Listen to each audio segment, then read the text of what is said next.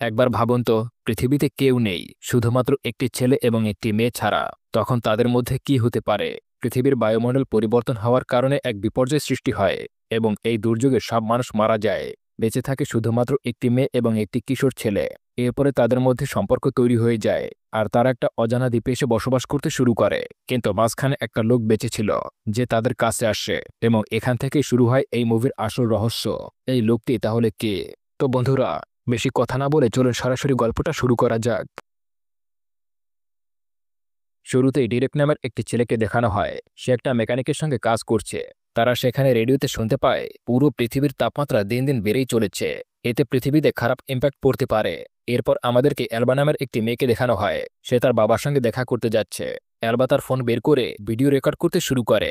সবকিছু তার রেকর্ড করার একটা অভ্যাস রয়েছে। তার বাবা ছিল একজন বিজ্ঞানী। সে একটি গুহার ভেতরে কিছু একটা রিসার্চ করছিল। অ্যালবা তখন তার বাবাকে জিজ্ঞাসা করে, এখানে তুমি কি করছো? তার বাবা বলে, হয়তো বড় একটা দুর্যোগ আসতে চলেছে। প্রকৃতি আমাদেরকে কিছু একটা বলতে চাচ্ছে। প্রকৃতিকে আমরা নানাভাবে নষ্ট করে ফেলেছি। এখন প্রকৃতি হয়তো আমাদের উপরে প্রতিশোধ নেবে। অ্যালবা তখন তাকে ফোনে আরো প্রশ্ন করতে থাকে। তার বাবা তখন তার রিসার্চের ব্যাপারে বলে। অ্যালবা সেখানে কিছুক্ষণ কাটিয়ে তারপর আবার শহরে চলে আসে। এরপর অ্যালবাকে ডিরেক্টরের সঙ্গে দেখা যায়। সেখানে ডিরেক্টরের মা ট্রেনি আসায় অ্যালবা তাকে বলে, আপনার ছেলের মেধা আছে, কিন্তু সে পড়ে না। তখন ডিরেক্টকে কিছু ছেলেপেলে খেপানোর চেষ্টা করে।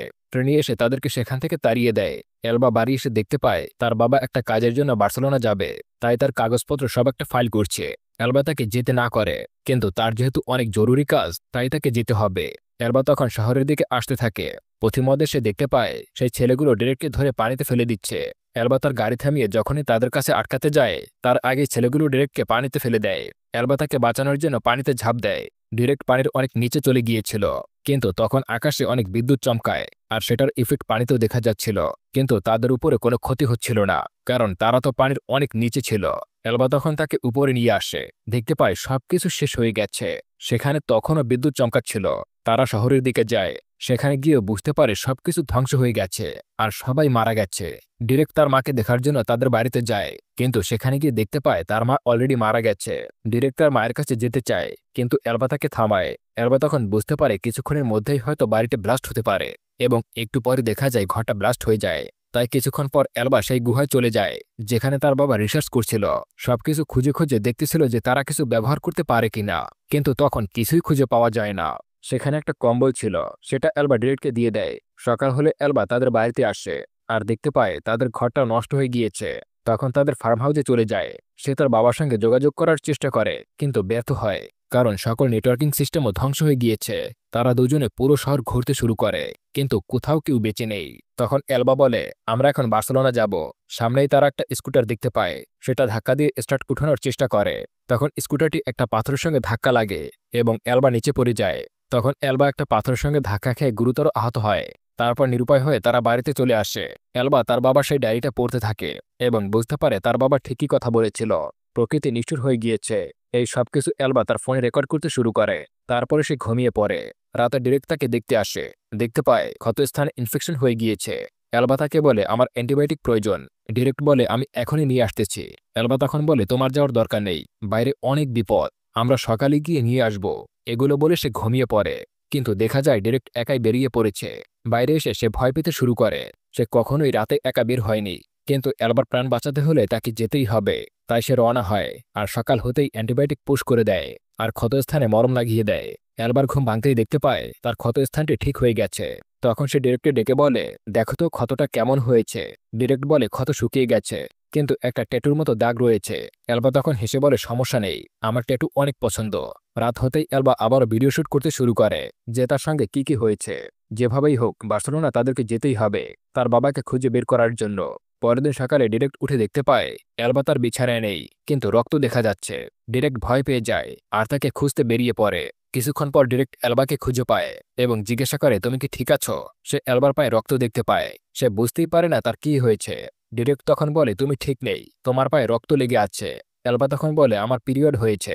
ডিরেক্ট তখন পিরিয়ড সম্পর্কে কিছুই বোঝে না। অ্যালবা তখন তাকে বোঝায়। ডিরেক্ট তখন হেসে বলে, তার মানে তুমি বাচ্চা জন্ম দিতে প্রস্তুত? আর অ্যালবা তখন কথা ঘুরিয়ে ফেলে। তখন ডিরেক্ট তাকে ছোঁয়ার চেষ্টা করে, কিন্তু অ্যালবা তাকে থামায় আর বলে, এমনটা কখনো করবে না। তারপর দেখা যায় ডিরেক্ট বন্দুক চালানোর প্র্যাকটিস করছে। এলবা বন্দুকের আওয়াজ শুনে তার কাছে আসে আর জিজ্ঞাসা করে, তুমি কোথায় পেয়েছো এটা? ডিরেক্ট বলে, পুলিশের গাড়ি থেকে পেয়েছি। এলবা তখন বলে, বন্দুক পুলিশের গাড়িতে রেখে আসো।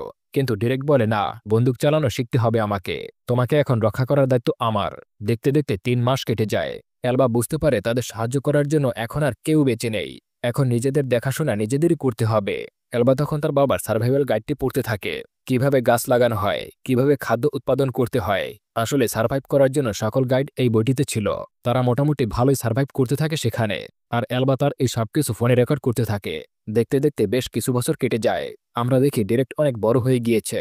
তখন এলবা ডিরেক্টের প্রতি আরো আকর্ষিত হয়ে পড়ে, কিন্তু সে ফিলিংসটা কোনো রকমের কন্ট্রোল করে ফেলে।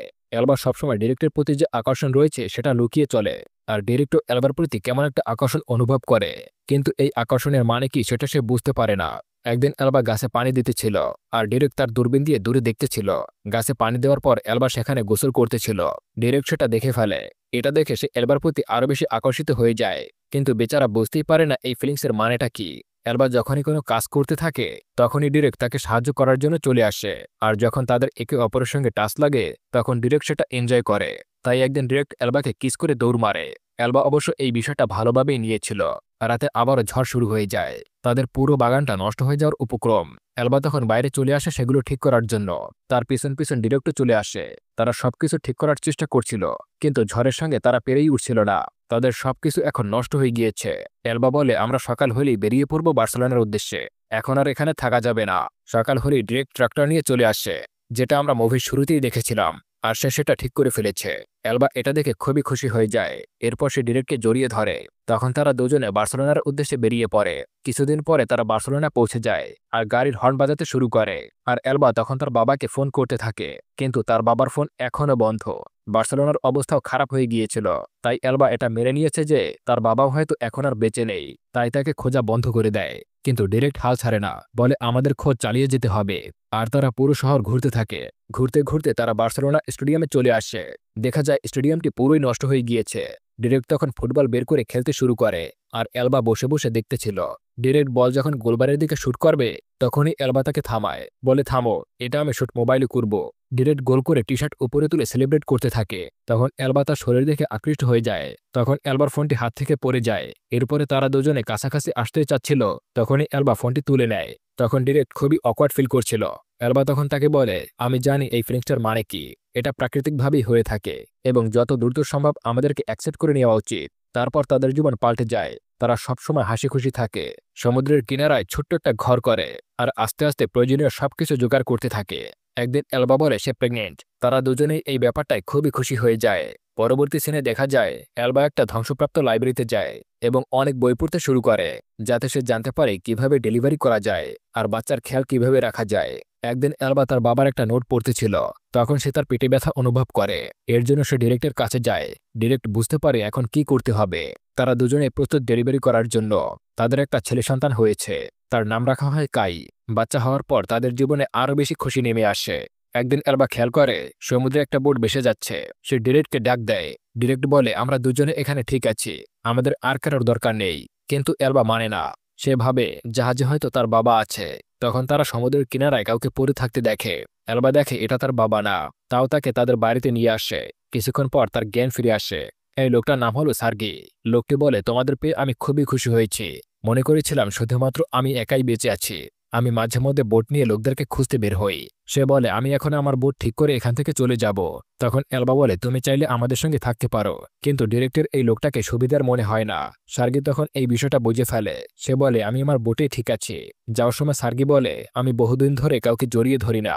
আমি কি তোমাদের দুইজনকে একটু জড়িয়ে ধরতে পারি? তখন সার্গি তাদেরকে জড়িয়ে ধরে কান্না করে দেয়। তার কান্না দেখে ওদের দুজনেরও মন গলে যায়। সার্গি ডিরেক্টকে সবকিছু শেখাতে থাকে। ডিরেক্ট তার কাছ থেকে অনেক কিছু শিখে নেয়। কিন্তু যখন এলবা সার্গির কাছে যায়, ডিরেক্টের এই বিষয়টা মোটেও ভালো লাগে না। একদিন এলবা তার বাচ্চাকে দুধ খাওয়াচ্ছিল। সার্গি তখন সেটা লুকিয়ে দেখে ফেলে। তখন ডিরেক্ট তাকে বলে, এটা তুমি কি করছো? সার্গি বলে, আমি শুধুমাত্র এলবার খেয়াল রাখছিলাম। আমি এলবার জন্য একটু মধু এনেছি। সে সারাদিন বাচ্চাকে দুধ খাওয়ায়, এটা তার অনেক উপকারে আসবে। কিন্তু ডিরেক্ট খুবই রাগান্বিত। সে তাকে বলে, তোমার বোট এখন ঠিক হয়ে গেছে, তুমি চাইলে এখন এখান থেকে চলে যেতে পারো। সার্গি যখন সেখান থেকে চলে যাচ্ছিল তখন সে বলে, আমি তোমাদের বাড়িতে অনেকদিন থাকলাম, তোমরা চাইলে আমার বোটে থাকতে পারো, অনেক মজা হবে। এলবা তখন রাজি হয়ে যায়। তারা দুজনে বোটে উঠে পড়ে। সার্গি বলে, তোমরা আজকে বোটে থেকে যাও, তোমাদের জন্য একটা সারপ্রাইজ আছে। কিন্তু ডিরেক্ট থাকতে চায় না, তবুও এলবার জন্য সে রাজি হয়ে যায়। রাতে সার্গি প্রজেক্টরে একটা মুভি চালায়। এলবা অনেক খুশি হয়ে যায়, কারণ সে বহু বছর ধরে কোনো মুভি দেখতে পায়নি। মুভি দেখতে দেখতে তারা ঘুমিয়ে পড়ে। সকাল হলেই ডিরেক্টের ঘুম ভাঙে এবং দেখতে পায় তারা তাদের সীমানা থেকে অনেক দূরে চলে এসেছে। ডিরেক্ট বুঝে ফেলে সার্গি তাদের সঙ্গে কিছু উল্টাপাল্টা করার চেষ্টা করতেছে। সে এলবাকে উঠাতে যায়, তখন সার্গি ডিরেক্টের মাথায় আঘাত করে বসে আর সে পানিতে পড়ে যায়। এলবারও তখন ঘুম ভেঙে যায়। সে তখন পানিতে ঝাঁপ দেয় ডিরেক্টকে বাঁচানোর জন্য। কিছুক্ষণ পর সে তাকে পানি থেকে উপরে নিয়ে আসে, কিন্তু ততক্ষণে সার্গি কাইকে নিয়ে এখান থেকে অনেক দূরে চলে গেছে। তারা বাড়িতে চলে আসে। ডিরেক্ট খুবই রাগান্বিত, তারা তাদের বাচ্চাকে হারিয়ে ফেলেছে। তারা এটাও জানে না সার্গি কাইকে নিয়ে কোথায় গেছে। তারা ম্যাপ ধরে সার্গির দ্বীপ খুঁজতে থাকে। ডিরেক্ট একটা বোট নিয়ে আসে এবং সেটা ঠিক করে ফেলে। এলবার তখন মনে পড়ে সে মধু নিয়ে এসেছিল। এখন তাদের খোঁজ করতে হবে কোন দ্বীপে বেশি মধু পাওয়া যায়। তারা অনেক খোঁজাখুঁজির পর একটা দ্বীপের সন্ধান পায়। ডিরেক্ট একটা বন্দুক নিয়ে বেরিয়ে পড়ে তাদের বাচ্চাকে নিয়ে আসার জন্য। কিছুক্ষণ পর তারা দ্বীপে পৌঁছে যায়। দ্বীপে পৌঁছানোর সঙ্গে সঙ্গে তারা কাইয়ের কান্নার আওয়াজ শুনতে পায়। তারা লুকিয়ে লুকিয়ে সার্গিকে দেখতেছিল। এলবা তাকে বলে গুলি করে তাকে মেরে ফেলো। ডিরেক্ট বলে, আমার মনে হয় এই লোকটি এখানে একা না, আমাদের ভালো মতো দেখতে হবে। তখন দেখা যায় সার্গি বাড়ির পেছনে যাচ্ছে। ডিরেক্ট বলে, তুমি কাইয়ের কাছে যাও, আমি সার্গির পেছনে যাচ্ছি। এলবা কাইয়ের কাছে গিয়ে দেখতে পায় কাইকে একটা খাঁচার মধ্যে বন্দি করে রাখা হয়েছে। এলবা সেটা ভাঙার অনেক চেষ্টা করে, কিন্তু পারে না। আশেপাশে চাবি খুঁজতে থাকে। অন্যদিকে ডিরেক্ট দাঁড়িয়ে আছে সার্গির অপেক্ষায়। তখন এলবা এসে বলে, আমাদের বাচ্চাকে খাঁচায় বন্দি করে রেখেছে। তখন ডিরেক্ট বলে, তুমি বন্দুক নিয়ে এখানে দাঁড়াও, আমি যাচ্ছি বাচ্চার কাছে। অনেক সময় এলবা সেখানেই দাঁড়িয়ে থাকে, কিন্তু সে যখন কায়ের কান্নার আওয়াজ শুনতে পায় তখন সেখানে চলে যায়। যাওয়ার সময় সার্গি এলবাকে ধরে ফেলে এবং বন্দুকটি নিয়ে এলবার দিকেই তাক করে রাখে। আর সে ডিরেক্টকে বলে, এখন যা বলবো তাই করতে হবে, না হলে এলবা মারা যাবে। সার্গি তাদের দুজনকে বেঁধে ফেলে। তখন সে বলে, আমি তোমাদের সঙ্গে থাকতে চেয়েছিলাম, কিন্তু তোমরা দুজন আমাকে অপমান করে তাড়িয়ে দিয়েছ। এলবা বলে, তুমি যদি আমাদের এখন ছেড়ে দাও তাহলে আমরা সবাই একসাথে থাকবো। সার্গি এলবাকে নিয়ে চলে যায় আর তাকে বলে, আমি যখন বলবো তখনই কাইকে কাঁদাতে হবে, তার কান্না আমার কাছে অনেক ভালো লাগে। এলবা তখন তার বাচ্চাকে দুধ খাওয়াচ্ছিল। সার্গি তখন তার সামনে দাঁড়িয়ে এসব দেখতেছিল। এলবার এই বিষয়টা মোটেও ভালো লাগছিল না। কিছুক্ষণ পরে সার্গি উপরে চলে আসে। তখন এলবা কাইকে নিয়ে পালিয়ে যায়। সার্গি সেটা দেখতে পায় কিন্তু পিছু করে না। সে ডিরেক্টকে টর্চার করতে শুরু করে। তখন এলবা দাঁড়িয়ে যায়। ডিরেক্ট তখন অজ্ঞান হয়ে গিয়েছিল। এরপরে সার্গি এলবাকে খুঁজতে বেরিয়ে যায়। যেদিকে বাচ্চার কান্না আওয়াজ শুনতে পায় সে সেই দিকে ছুটতে থাকে। গিয়ে দেখে এলবা তাকে ধোঁকা দিয়েছে। সে মোবাইলে বাচ্চার কান্নার আওয়াজ চালু করে রেখেছে। তখন সে দৌড়ে চলে আসে ডিরেক্টের কাছে। এদিকে এলবাও অলরেডি তার কাছে চলে এসেছে। সে ডিরেক্টকে খোলার চেষ্টা করে। তখন ডিরেক্ট বলে, আমাকে একটা ছুরি দাও। এর মধ্যে সার্গি সেখানে চলে আসে। এলবা ভয় পেয়ে যায় আর বলে, আমার ভুল হয়েছে, তুমি যা বলবে তাই করব। কিন্তু সার্গি অনেক রেগে আছে। সে এলবার পায়ে একটা গুলি করে দেয়, কিন্তু ততক্ষণে ডিরেক্ট তার বাদন ছুরি দিয়ে কেটে ফেলে আর সে সার্গির উপরে হামলা করে। তারা দুজনে লড়াই করতে থাকে। এলবা বন্দুক নিয়ে সার্গিকে ভয় দেখায়, কিন্তু সার্গি তাকে ধাক্কা দিয়ে নিচে ফেলে দেয় আর তারা দুজনে এভাবে লড়াই করতে থাকে। কিছুক্ষণ পর ডিরেক্ট সার্গিকে একটা রড দিয়ে আঘাত করে আর সার্গিও একটা গুলি করে, কিন্তু ডিরেক্ট তাকে এত জোরে আঘাত করেছিল যে সার্গি সেখানেই মারা যায়। ডিরেক্টরও একটা গুলি লেগেছে। সে আহত অবস্থায় কাইয়ের কাছে যায়। ডিরেক্ট শেষবারের মতো কাইকে চুমু খেয়ে মাটিতে লুটিয়ে পড়ে। এলবা তাকে উঠানোর অনেক চেষ্টা করে, কিন্তু ডিরেক্ট ততক্ষণে মারা গেছে। রাত হতেই এলবা ডিরেক্টের লাশ সমুদ্রে ভাসিয়ে দেয় আর কাইকে নিয়ে সে চলে আসে আগের জায়গায়। এরপরে বেশ কিছু বছর পরে দৃশ্য দেখতে পাই। কাই এখন বড় হয়ে গিয়েছে। সে তার বাবার মতোই ফুটবল নিয়ে খেলতেছিল। এলবা তার কাছে আসে আর তার বাবার একটা ভিডিও দেখায়। কাই তার বাবার ভিডিও দেখতে পেয়ে খুব খুশি হয়ে যায় এবং তার বাবার মতোই সেলিব্রেট করে। আর এই দৃশ্যের মাধ্যমেই মুভিটা এখানেই শেষ হয়ে যায়। আসলে দিনের পর দিন আমরা প্রকৃতিকে যেভাবে ব্যবহার করছি তাতে হয়তো প্রকৃতি আমাদের উপরেই অচিরেই অখুশি হয়ে যাবে। প্রকৃতি শান্ত থাকলে পৃথিবী ভালো থাকবে, পৃথিবী ভালো থাকলে পৃথিবীর মানুষও ভালো থাকবে। আজকের গল্পটা আপনাদের কেমন লেগেছে? যদি ভালো লেগে থাকে তাহলে অবশ্যই কমেন্ট করে জানাবেন আর ভিডিওটিতে একটি লাইক দিয়ে সাবস্ক্রাইব করে আমার সঙ্গেই থাকবেন। এতক্ষণ ধরে ভিডিওটি দেখার জন্য অসংখ্য ধন্যবাদ।